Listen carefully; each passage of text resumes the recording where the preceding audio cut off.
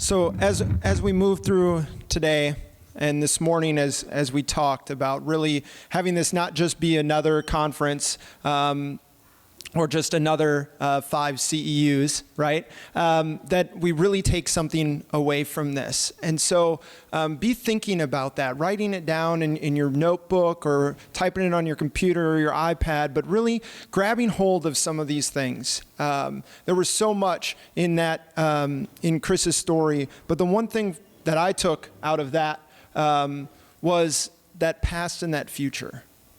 I think we can often get caught up in our thoughts and thinking negative things, especially when working with adolescents, when working with youth. That the myth of they'll grow out of it, or they're never gonna get it. They're never gonna understand. Why does this keep on happening?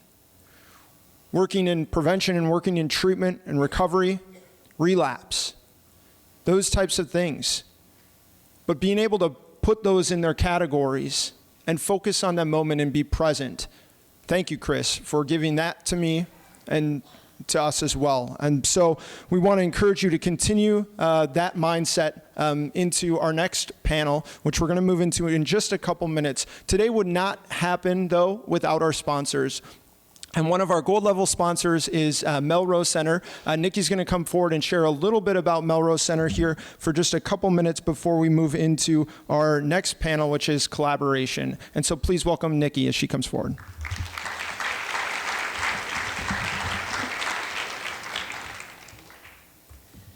So what a great part to be here with you all. And oftentimes I've done things over the years with Know the Truth, and I find that a lot of times people are surprised that an eating disorder treatment program would be here. This is about substance abuse, right? So why would eating disorders show up? So I want to just start with, how many of you know someone who has experienced an eating disorder? Just with a raise of hands. Okay, quite a few of you. And those that didn't raise your hands, I don't know if you heard part of Caitlin's really inspiring story, but she shared about her eating disorders. And Caitlin, kudos to you for that, because it takes a lot of bravery to talk about that piece too. So I'm going to ask another question. I know we're kind of staying away from the statistics, but I think it's helpful for you to understand. So I'm going to ask everybody, just looking at the numbers here, I'm going to ask everybody in this section down below here to just stand up for a minute.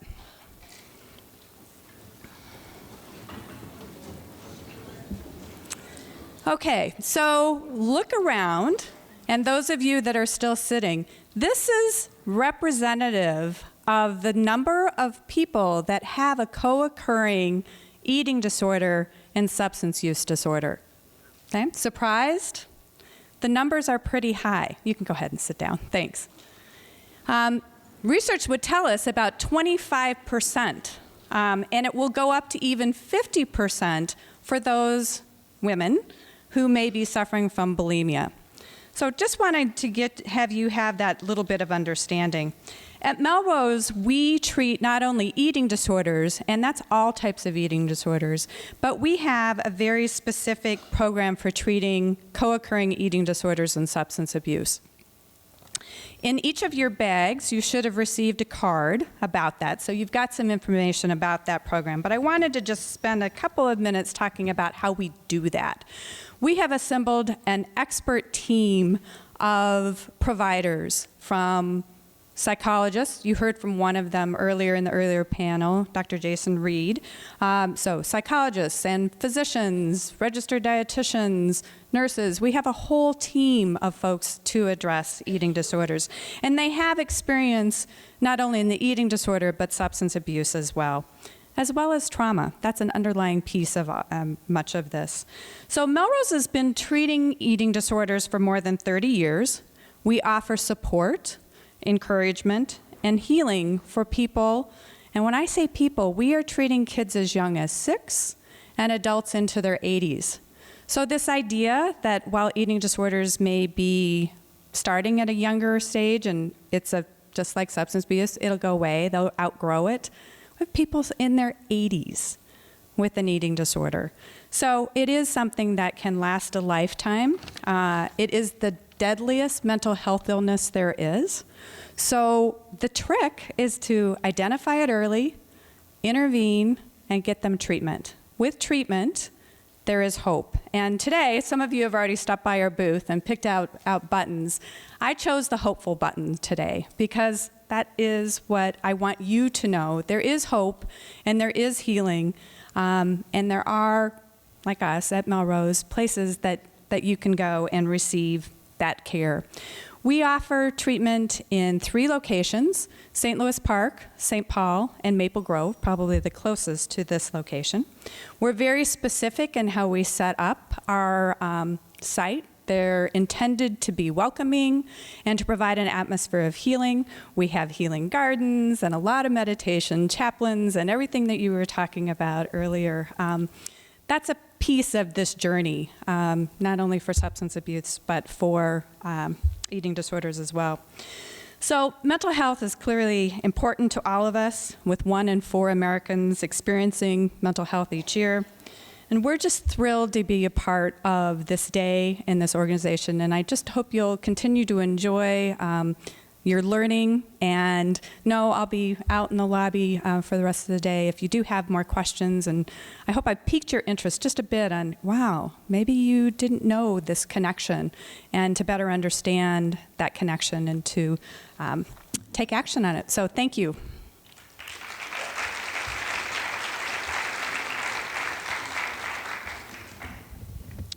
Thank you very much, Nikki. Yeah, it was quite a few years ago we met and we started collaborating, working together on different parent awarenesses. But then we also had this idea at our treatment organization to bring their specialists in to train our staff on this issue, as we do deal with co-occurring disorders. And so that's also a resource, not to volunteer Nikki's time for her, but they do a lot of training and collaboration with other organizations. And so thank you so much, Melrose, for being a sponsor and really helping this event become what it is today. So we are going to move into our next panel, collaboration. So I'll invite the speakers to start coming up. And our moderator for this panel will be Patrice Salmeri, who is the director of the Step Up program at Augsburg College. And so same format of the first 2 panels, but the panel speakers can come up and we will get this underway. So please welcome the collaboration panel and Patrice. And Patrice. And Patrice. And Patrice. And Patrice. Okay, so if you need to stand up, do whatever you need to do now. This is going to be an exciting panel. We have people from prevention, higher education, mental health, community organization, and spirituality represented today. And it's my dream for all of us to be able to work together, to be in the same room with people from all different areas of life that touch a young person is actually something that I love to do. So, and of course, Chris.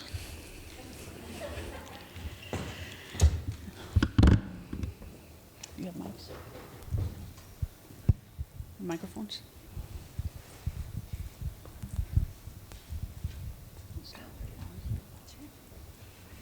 So today we're beginning to embrace a more holistic approach to prevention and treating of substance use disorders. It's becoming more and more important for parents and professionals to take a collaborative, supportive approach with our youth. This panel will discuss the vital importance of working together to develop effective strategies. So everybody, I'd like to give you about 2 or 3 minutes to introduce yourself and to answer the question, what does collaboration look like to you?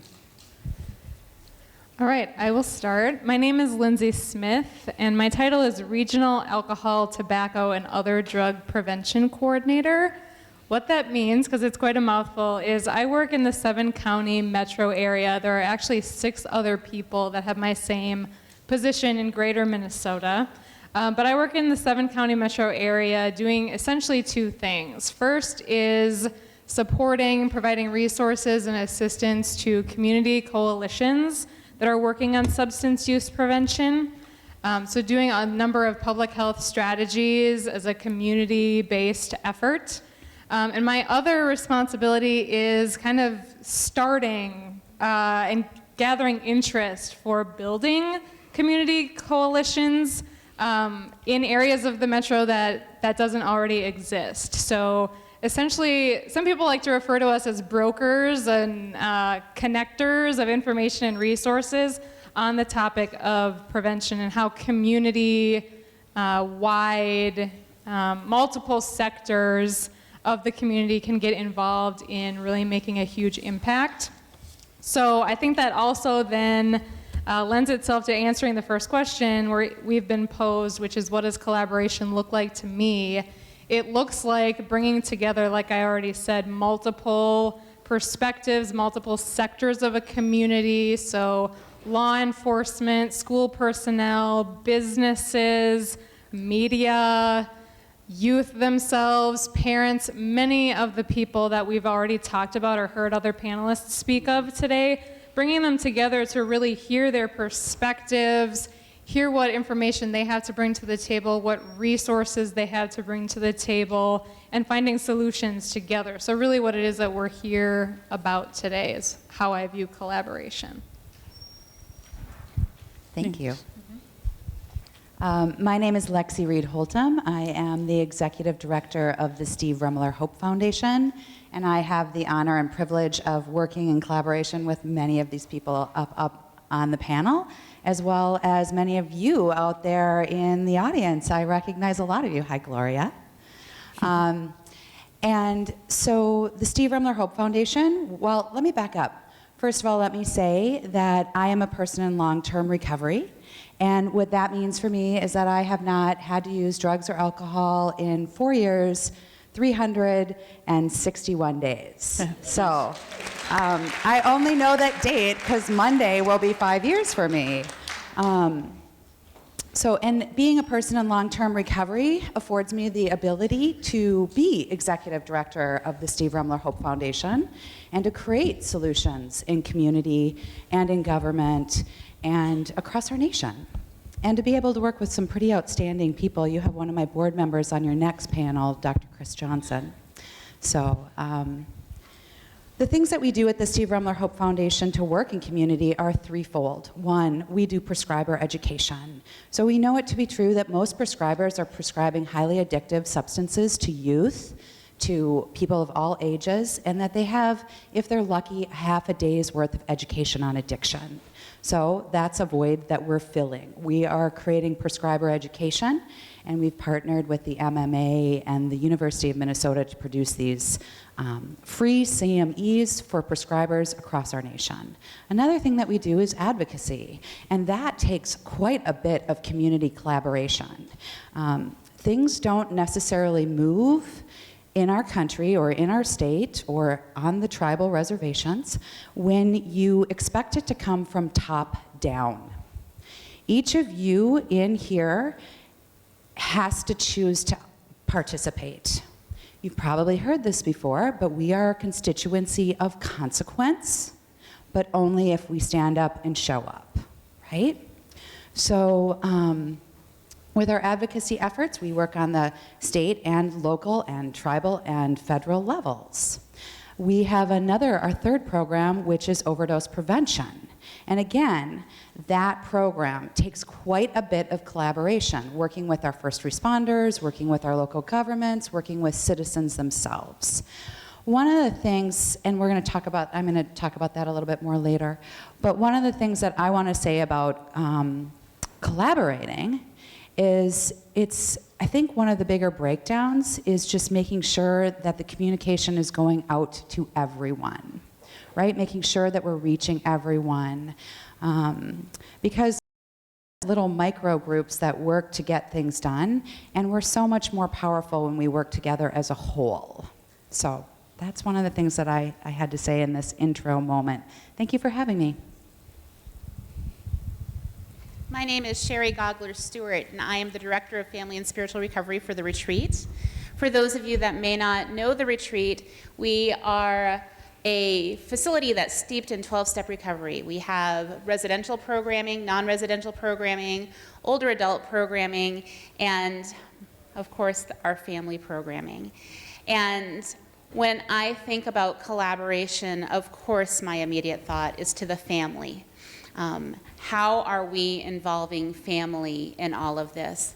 Stephanie Brown, who is the founder of the Stanford Alcohol Clinic, and she's the co-director there, or was the co-director of the Family Recovery Project, did a lot of research around family and recovery.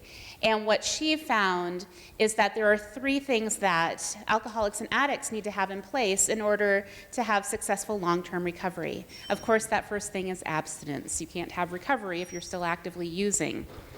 It's kind of the gimme in all of this. But if somebody has found a way to abstain, that's not enough. And you guys know that better than anybody. There needs to be a change that happens in somebody's life that allows them to continue to sustain their recovery. If those 2 things are in place, the one other piece that Stephanie found in her research that was important is if there's a family member in their own personal recovery as well. And that's often what gets missed. Our society is so focused on the fact that we need to have the people in our lives who are struggling with chemical dependency get help that we often overlook what's happening with the family members. And if you send somebody away to a facility where they're getting assistance for their addiction, what's going to happen when they go home and nobody in the family has changed? They've done all of this hard work. They've done all of this looking deep within. They've done all of this preparation for heading on out home, and yet if you've got a family member or a family unit that's afraid of their loved one never finding recovery, and they're not getting support for themselves, that fear just turns into fear about them maintaining their recovery. And so oftentimes family members end up having the same exact reactions to their loved one, even though they're doing everything that they hoped would happen. And so I think that we need to look at collaboration, of course, on a variety of levels, but I think that the first place to start is what's happening within the family units. And as a family member in recovery myself, I have found that to be extremely beneficial in my life too. Thank you. Thank you for having me. I am Dr. Misty Too. I am the Behavioral Health Medical Director at Blue Cross Blueshield, Minnesota. It's really fun to be here with this panel because we all have such different viewpoints. When I think about substance abuse and our substance abuse issue in this country, in this area, I look at it from a doctoral and a health plan perspective. And one of the things about collaboration that is so important is the sharing of information. I think that is something that we don't do well here. I, as a health plan, I have a lot of information. I know what doctors you're going to. I know what prescriptions you're filling. There are privacy laws and interpretation of privacy laws in this state where I can't share that information with you. I can't call Dr. A and say to Dr. B and tell him, your patient is seeing Dr. B and Dr. C, and they are getting the same prescriptions from different pharmacies all over the state. I'm not allowed to do that. I'm not allowed to tell you that your family member has a substance abuse problem, they are in danger, and they need some help. So I think that that is one thing that we globally need to work on together to change so that we can actually destigmatize substance abuse. This isn't something that we can't talk about. This is a disease, and it is something that we should be talking about, like diabetes or heart disease. You would tell your doctor if you had heart disease, it's okay to put that on a medical chart. Why is it not okay to put on a medical chart that I have an addiction? So we need to work on our privacy laws in this state so that we can actually share information so that people can get the best treatment possible. One of the other things that we really need to work on, I think, is from a medical standpoint, the 4 things we think about are prevention and education. Educating the patients, educating the families, educating our doctors. When I was trained in med school, pain was the 5th vital sign. And my job as a doctor was to make sure you left my office or the ER in no pain, no matter what it takes. That's what I was taught. That's where the problem started. Then we have people becoming addicted to pain medications. And when that runs out, becoming addicted to heroin and having really bad outcomes. So we need education with our medical schools. We need education with government surveys. I, as a doctor, patients get to survey me and say, did your doctor meet all your needs? Well, no, they didn't give me all my pain medications. So doctors have issues with not pleasing their patients. We need to work on prevention and education. We need to work on the treatment part of it. We need to work on the aftercare part of it. And we really need to get this information out there for people so that they can understand that there is a problem, there is something they can do about it, and they don't have to be ashamed about it. Thank you. Thanks, Doctor. I really enjoyed the information sharing. For me, going on a speaking tour with my brother recently, going into high schools, going into middle schools, and speaking and getting vulnerable. Again, that's what really allowed me to get outside of my own self, and just, it's amazing how, that pain and that fear just dissipates right in front of me. I think mindfulness practices, and I think the education of some of this science backing, which is fascinating stuff, should be taught in schools early. I think we're so directed into gotta go get this. We're so focused on the outward. It's time to go inward. So I think the more that we can get into schools, obviously treatment centers, but get to the problem, get to the root before it even starts. It's so much unlearning that I had to do in my process that it's still a daily kind of reprieve. Just trying to get to the root of the layers upon layers, and I don't even know that there's layers in my consciousness at the moment until I'm able to get into a meditative state, visualize, my ideal self. So teachings on truth, getting this stuff into schools, I think is so important. Taking meditation, scientific stuff, taking this stuff into schools and allowing the kids to absorb this stuff and to get a certain amount of an emotional intelligence. I think IQ is a great thing, but emotional intelligence is what is really going to carry us through life, and that's what's going to be ultimately our joy and our peace. And so just to get to the solution and be proactive with it until it's too late, and there's so many resources available. It's just a matter of getting into these places and sharing the message and getting vulnerable and working as a team to collaborate the best solutions in the schools to get their minds able to focus inward and to be able to dissect those problems inside until they manifest themselves on the outside. So in the Western states, we're so keen on going outside, but I think just focusing in on finding the light from within and then just sharing that light from our own experience. Thank you. We're focusing in on the importance of a multi-systemic approach, and all of you have spoken to that. But what do you think are some of the roadblocks and challenges that hinder collaborations when working with youth?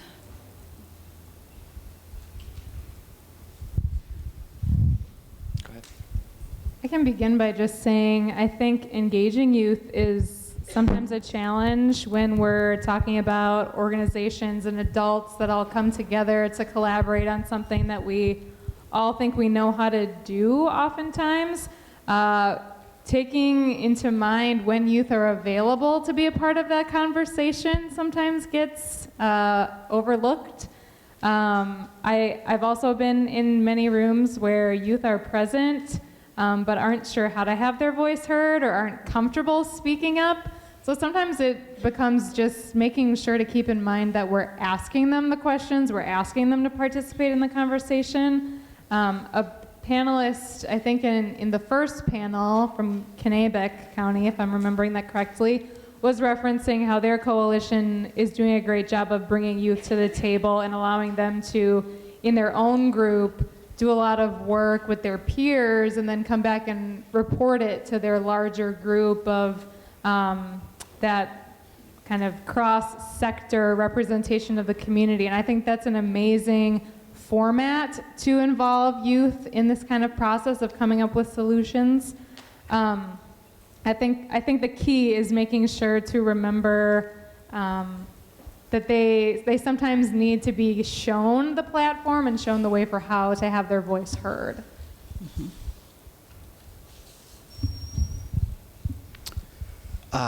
For me, will you repeat the question one more? So Yeah, what are some of the roadblocks or challenges that hinder collaboration when working with young people? I think just the lack of the lack of truth that's out there, the lack of education in terms of being able to go inward. It's just not out there. It's just not spoken of from the schools, at least that I've been to. So I think having access to get into schools and start that process is a huge roadblock, and just, I guess, just the patience. And I really like your answer, because it is something that is foreign, and it's just going to take a little bit of time for some of this stuff to really grow root. But I think planting these seeds early on is the way to go. It's just a matter of being able to get into some of these places to share this information. There's a manual that we're working on at this Quantum Revolution. That's basically, it's called Hope is Dope, and it teaches kids and people in recovery how to access pleasure centers in the brain without having to use drugs and alcohol, to access those centers. And it's fun, it's things that they can do, on the daily basis that really mimic that same feeling. But if we can get those feelings in place now, they won't be searching for those later on. They'll be fulfilled. And again, from my own experience, it was that always uncomfortability that I was feeling that really kept me from feeling at peace. So I was always trying to search for it outward. So if I can get those lessons and those meditative practices done early, it'll be a great help. Okay, so if you need to, close your eyes, and that way you'll think that no one's looking at you, because your eyes are closed. Can I see a show of hands of those of you that have a young person in your life who has the disease of addiction, please? Okay. Can I, of you all, how many of you would have said, not my kid? How many of you would have said, not my kid? Okay. So I would pose that the biggest problem to working in collaboration with young people is their parents. Because what we have going on in our society, and I've heard up here on this panel today, and sorry I wasn't here this morning because I know I missed some fantastic speaking, and I look forward to watching the video. But what I know to be true is that pretty much 90% of the people that I talk to who have a young person that they love that is actively addicted to drugs and alcohol, that has the disease, would say, not my kid. It's not going to be my kid. My kid would never do that. And so that's maybe the biggest part of the problem to collaborating, is that we still have a society, as well-intended as it is for us to say it's a disease, let's treat it like a disease, there's a tremendous amount of fear around actually doing that. That's why when I speak anywhere, I say, I'm a person in long-term recovery. So you can start to identify what a person with the disease of addiction looks like. It's me. We're everywhere. We are everywhere. There is no socioeconomic class in our country that is not impacted by the disease of addiction. So the first thing I think we need to do and address is starting to have parents accept the fact that this is a disease just like diabetes or cancer, and we need to treat it like that. But to be able to do that, you have to say, yeah, it could be my kid. When we try to go into schools and talk about opioids and talk about that, I have a 13-year-old who just finished her first section of health class. and they did not talk about prescription opioids. My daughter came home and she's truly upset because this is what I do for a living and because we lost someone that we loved. And they're not talking about it, and it's the #1 cause of accidental death in our country today is prescriptions. So we think as adults that our children and ourselves are safe when we take things that are prescribed to us. But again, doctors do not have the education that they need to be aware of what the disease of addiction looks like. So that would be, I believe, the biggest barrier to having conversations around creating solutions, is just the not my kid, not my family, not my community. Thank you.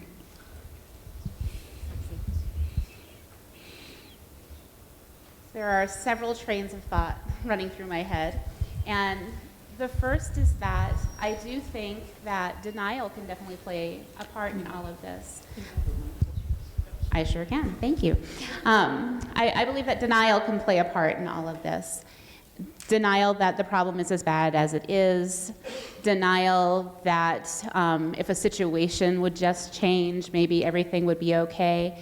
But I want to branch out a little further than parenting, because I think that parents do the best they can with what they have at the time. And I think that part of the issue is lack of resources. There was a time where there was a school counselor in every school who was a chemical dependency counselor that was meeting with kids, that was watching what was going on with kids, that was dealing with kids who were not having their own problem but growing up in an addicted family system, and that doesn't happen anymore. The funding has been cut, those positions are gone. There is also a lack of education in our medical community and understanding the disease. I have a wonderful, wonderful primary care physician, and every time I go to see my doctor, she knows what I do for a living, so she wants to talk about alcoholism and addiction, and she doesn't get it. She has a loved one who struggles, and she just wants them to stop, as we all do. But with the thought process of, well, they should just stop, that creates that air of denial. I also see it in the surveys that you take at the doctor's office, where they ask you about mental health issues, they ask you about depression, they ask you if you've had a substance abuse issue, but they never ask you if you're living with somebody who's struggling with substance abuse, where they're not looking at that level of reason that there might be depression going on. So I think that there is an important thing that's happening with our society, and the society being so focused on the fact that if our loved one gets help, everything will be okay. That is what is helping to create the denial that's happening systematically around all of this. And I also believe that the system is creating a belief that, well, there's just such a huge stigma where alcoholism and addiction is concerned. Even though, gosh, when was alcoholism first declared as a disease by the American Medical Association? Wasn't it like 1955? And yet we still live in a society that wants to believe that if you just pick yourself up by the bootstraps, everything will be okay. Yep. And it's not the truth. We need to move beyond the stigma, because I really believe that part of what creates denial in this system is shame. Mm-hmm. Shame that we must have done something wrong to help contribute to this, and getting through that shame in order to do something that's helpful is a really difficult thing to do, especially if there's no resources to support you.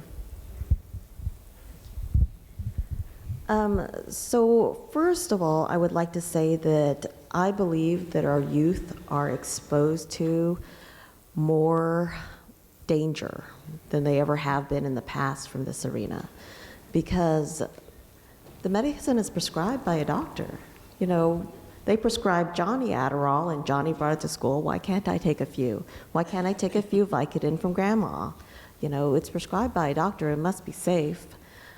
And then we have synthetic drugs. So we have medicalized marijuana. We have bath salts in the community. We have spice. We have things that are legal and that we try to make illegal, but every time we try to do that, the manufacturers change the synthetic compound of the drug just enough so that it's still legal. So if you go out and use spice, which is a synthetic marijuana, it binds 4 to 100 times more stronger to your brain than regular marijuana does. 4 to 100 times. You have no idea what dosage is going on in your mind. That's why people are getting really, really sick. I had a patient come in to me several years ago when I was still practicing in a crisis center, and he was recovering from amphetamines. He saw an ad in a smoke shop newspaper for bath salts. He went out and decided, I'll do bath salts because it's legal. And he became so scared and paranoid and was hallucinating so badly, he took a reciprocal saw and tried to cut off his head. Fortunately, he did not succeed. He was able to get medical care, and I was able to treat him. But these are the type of things our youth are dealing with, so there's danger out there. So I'm really glad things like this are coming to light. What I would say is the biggest barrier is simply what I said in my intro. I have a lot of information. Why can't I give somebody that information? Why can't I give the families, the doctors that are prescribing, the pharmacies that are handing out these medications, why can't I give them that information? I think that is my biggest barrier to collaboration and to trying to keep our youth safe and our adults. Let me ask you another question. What are the positive and negative ripple effects of well-intended collaboration? Yeah, positive and negative ripple effects of well-intended collaboration. I mean, we don't want to do the blame game. You know, we believe that everybody's acting good intentions. The schools are acting, the parents are acting, doctors are acting, hopefully in good intentions. But what happens when there are ripple effects of well-intended collaboration and then the negative ripple effects of collaboration? Well, I think with the positive, you know, I mean, for me, truth is truth. So I feel that, you know, in my core being. And, you know, it's like this light that is shining in my face that I can't stop looking at. You know, it draws me into it, you know. I think, you know, by us staying in love, by staying in acceptance, for ourselves, and I love the comment on the family aspect of that's the ripple effect down the generations. But from what I experienced just on these last couple of little tours that I've been on, it's the parents that are having the issues with the drugs. It's not always the kids. And so, you know, for me, and just with my parents, teaching them meditation and stuff, I find that the conditioning is even more set in stone to where new ideas are hard to come through, you know.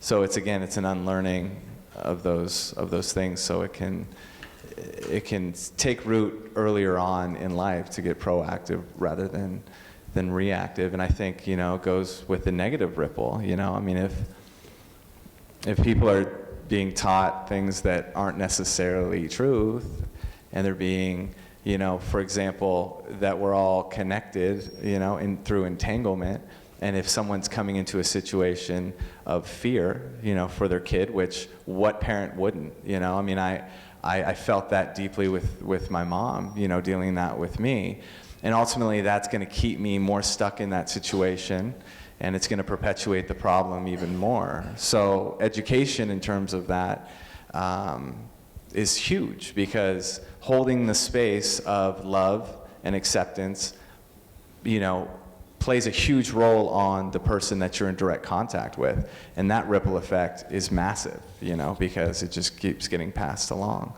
So just have light, hold light, and pass it along, and the ripple will go. Anybody else? Thank you.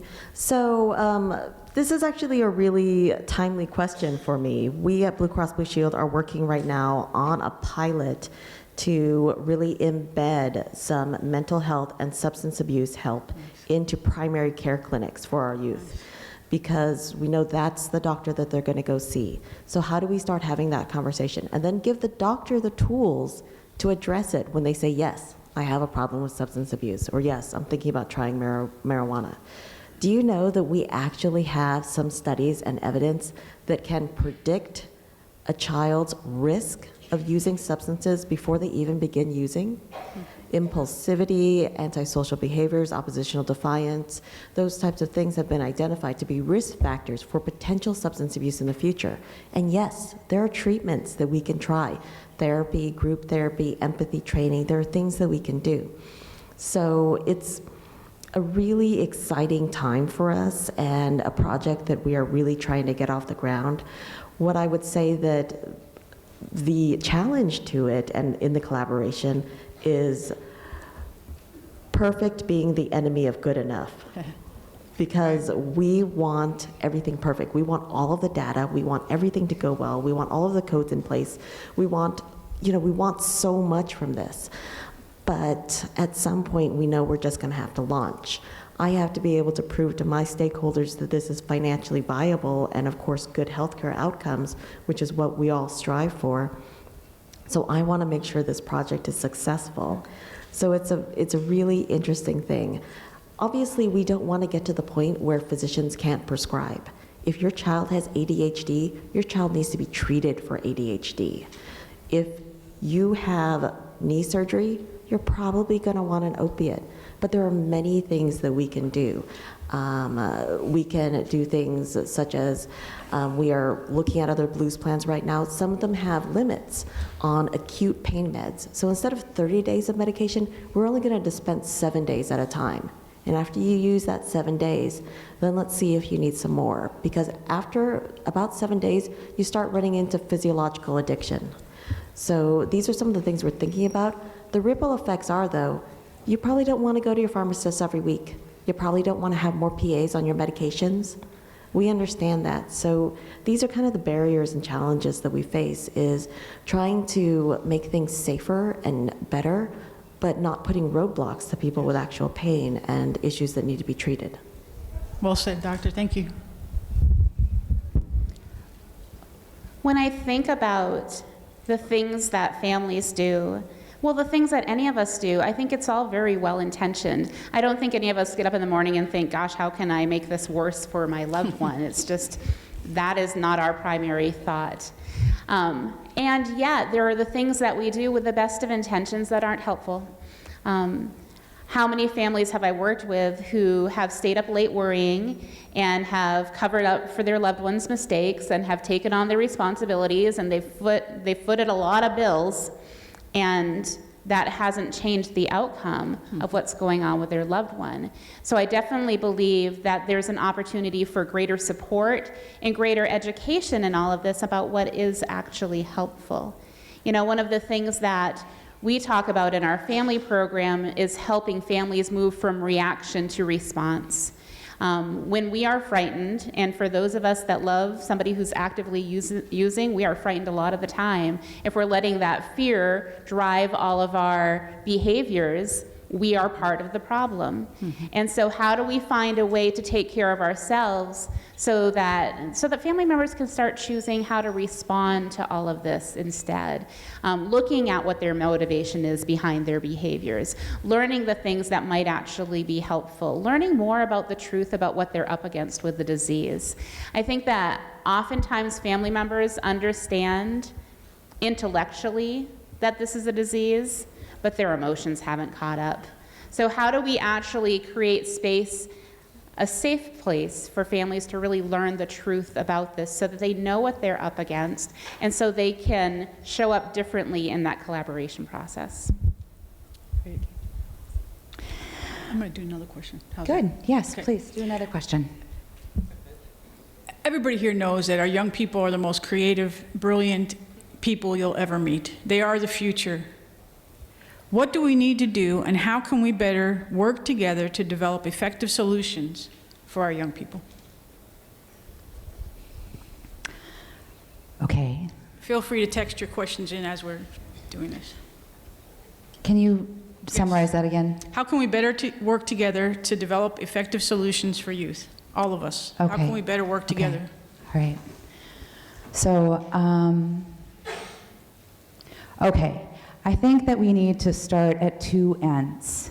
I think that when we come together to work to create solutions, we need to stand where we really are, which is we're facing a massive epidemic of overdose death. So we need to look at that component, solve those problems by being honest about it, by getting everybody the tools they need to prevent the death so that that person can stay alive long enough to get into active recovery, to then become a person who's working in society in a positive manner. I think also what we can do for our youth is starting at the other end. We've got to create the educational components and put into place the systems that we need to have our youth educated. How many people in here remember when we didn't talk about safe sex? Okay, yeah, right? Well, that wasn't really working for our society because people were still having sex. And so young people were. And just like not talking about it didn't solve the problem. So we need to talk about it to our 11, 12, 13-year-olds before they get into that peer group where there's pressure and they start to use because of that pressure. I saw some smiles over there. Okay. So talking about it on the front, creating the solutions on the front end, creating the solutions on the tail end, and then standing in the middle. Another thing I think that we need to do is remember, for those of us that have been doing this for a while, remind ourselves that it's okay to let people in with new ideas and new solutions, and then to more quickly remedy the unintended consequences, to stop waiting so long to create the solutions, like, for example, with the PMP. You know, we now know that doctors are utilizing the PMP, but they're kicking people out of their clinics, but they're not titrating them down off of medications. So they're essentially leaving them in a vulnerable place where they're still actively addicted and they no longer have a source for their meds, so they're going to the street. And these are our young people who are being prescribed for a broken arm 70 oxys. So that is an issue. And so, okay, so being honest, creating solutions, be willing to take quicker action. Thank you. So I have a couple of thoughts running through my mind. Some to piggyback off of what Lexi just said. A colleague of mine likes to say that people support what it is they helped create. So it kind of piggybacks off of what you just said of those of us who really care passionately about these issues, those of us who have been doing it a long time, we may come to the table and feel that we know what the solutions are, but coming to the table in a sense of an openness to listening is hugely important when we're talking about collaboration and how we can find unique solutions. A thought I was having related to the other question asked of what are some of the positive ripple effects of collaboration, it's that innovation comes from it. That's a huge reason why the folks that I work with in community coalitions, that's why they're almost mandated by some of their funding sources to bring that many perspectives together. They're looking for innovative solutions, not the things we've been doing for years and years and years that aren't satisfactory to us at this point. The other thing I want to say related to effective solutions is how important data-driven solutions are.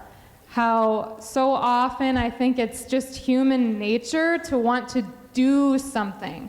And we forget about really analyzing what the problem looks like. What is it?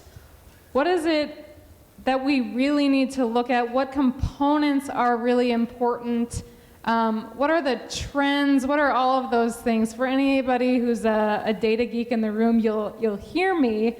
But for those of us who aren't that comfortable with looking at data, it's still very important in helping guide and drive what it is that we're going to spend great amounts of time and money figuring out as an effective strategy. With that then, the other piece I want to add in is so much of this is systemic. Other panelists have talked about that as well. the effective solutions that we need to be looking at when bringing big collaboration together goes beyond educating everybody. Education is very important, but we really need to be looking at what the systemic issues are, what's the root cause of these problems, and how can we intervene there? I, again, come from a prevention standpoint, and so I'm really looking at and believe strongly in its value of really understanding how do we cut it off right at the base, while, like Lexi said, also supporting those who are facing and looking into treatment and recovery.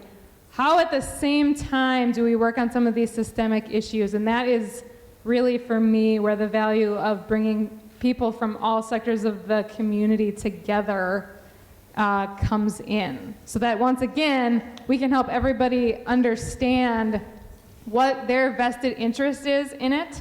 Because I think a lot of times people aren't at the table because they don't know. Nobody's told them why they should care about this issue. So those of us who are in the room here today need to be thinking about that too. If you want a partner at the table, you better tell them, and you better tell them why they care, because they probably already have a vested interest. It just hasn't been highlighted for them.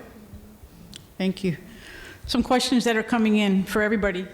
Marginalized populations have few, if any, resources, and we often have to refer to programs that create language barriers for parents to be involved. How can we better support these populations?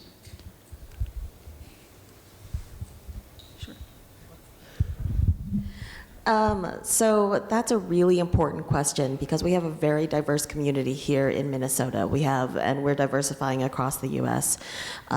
So we know that culture is really important, and what we have found and what we're doing at Blue Cross Blue Shield is working on a health equity strategy, because we found that most organizations, and probably where we are, is in a state of minimization. We acknowledge the differences and we kind of think they're cool, but we think that we're more the same than we are different. So we don't look at the adaptation. What are the cultural strengths that you bring into this? So we're really looking at how to incorporate those into treatment, into our philosophy. So we look to diversify our employee group. We look to bring in outside stakeholders and really in-depthly engage in what are your differences and what do those differences mean to you, and how do we bring those forward into a way that your community will be comfortable engaging with us in your treatment. Thank you. Another thing too is because I have the honor and privilege of going into a lot of communities. Like yesterday and the day before, I was at the White Earth Reservation. So one of the things that's really, really important to remember, and you taught me this in class once, is that when you go into a new community that is not your ethnic community, to make sure that you give room for them to actually tell their story. You know, allow them that humanness of telling their story, because one of the biggest barriers also to collaborating and with the diversity of group, and I have to say, the more diverse your group is, the more powerful you are. Because that diversity of opinions, that differences are strengths. And we need to sit in those strengths and be able to be mature enough to hear somebody else's point of view and not kind of, for lack of better words, have a hissy fit, right? And calm down enough to listen. But allowing the other person, allowing that other group to share their story with you and giving them equal power at the table is really key. Thank you. Another question. I want to just make a statement about that. The difference between equality and equity. So when people have an equal say at the table, are they also getting equitable opportunities to engage? Because that's very important. Question. There's lots of focus on providers collaborating. Have there been discussions on having youth involved in the collaboration process, and what are the outcomes? I can speak from my experience. Young People in Recovery, YPR, is an organization that's nationwide. They have a training coming up next week, a webinar on the 19th.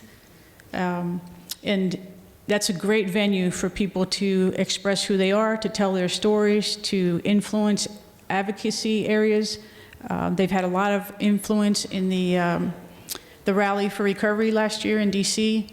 But the other organizations, there's recovery high schools in the room, there's collegiate recovery programs in the room. These students have a chance to collaborate on levels, but I'd like to see them engage with us too on all the things we're talking about today. What's the youth input? So I'll turn it over to you. What's the rooms, what's the space for young people to be involved in the collaboration? I can't speak from the understanding of having kids who are struggling with their own addiction in the collaboration from my own experience with our family program, but I do want to speak to the youth that are having their own experience in recovery, either children of alcoholics or addicts or siblings of alcoholics or addicts. One of the things that we've done at the retreat is offer programming for 7 to 12-year-olds, having kids camps for kids that are impacted by this disease so that they can find their own recovery in all of this.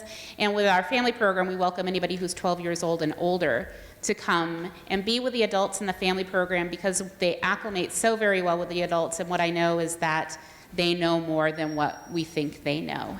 And to give them an opportunity to sit with the adults and speak their truth and get some affirmation about what their experience has been like is really very powerful for them. And I think it plays into the prevention piece that we talked about here this weekend, this afternoon.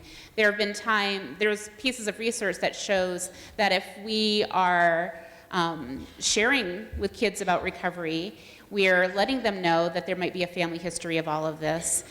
We're letting them get actively involved in their own recovery. It pushes back the average age of first use, and we know that pushing that back also helps to have fewer long-term issues with alcoholism and addiction as well. So there's research supporting that. So again, I can't speak specifically to the child that may be having their own substance abuse issue, but with my work with the youngsters that are impacted by that, there's a lot of help and a lot of support that comes in that collaboration. Thank you very much. There are a lot of questions that came in for Dr. Too. So are you going to be around a little bit afterwards that people can ask a little bit of questions? Because we're out of time right now. So lots of insurance questions for you. Okay? Fun. Yay. But I just want to thank the panel for participating and the idea of collaboration.